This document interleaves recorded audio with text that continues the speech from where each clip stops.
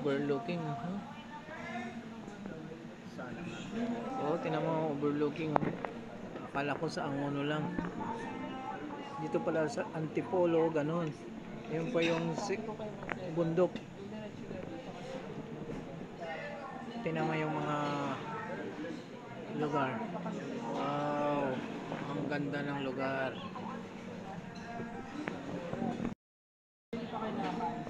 So na-late pa sila Marcela. Kanina pa pala sila pinapaalis.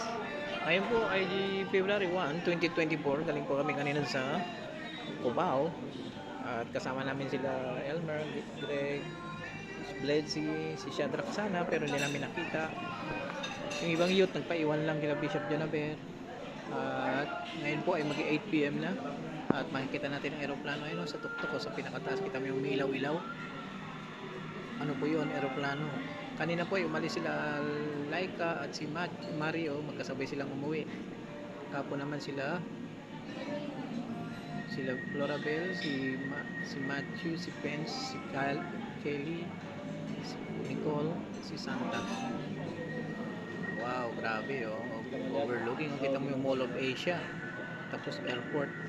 Grabing high-tech na talaga sa ano. Hindi mo akalain ng Antipolo magkakaganito samantalang noon. So, ibig sabihin ng binangunan ay magiging ganito rin. Bakungan. Magiging ganito rin after. So, paggawa na tayo ng bahay doon. Okay, nakikita niyo po. Romeo's bestseller. Dito po tayo sa Antipolo. Ibudol fight po.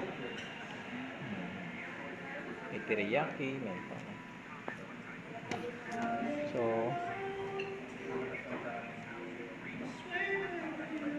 high-tech. Maganda ang kanilang restaurant.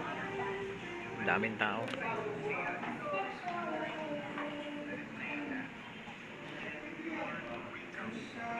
Sa taas lang namin to. Rito. Alam mo yung Palmera rito? Doon pa sa kabila. Ah, okay. Wow.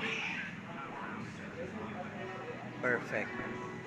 Ang ganda ng view.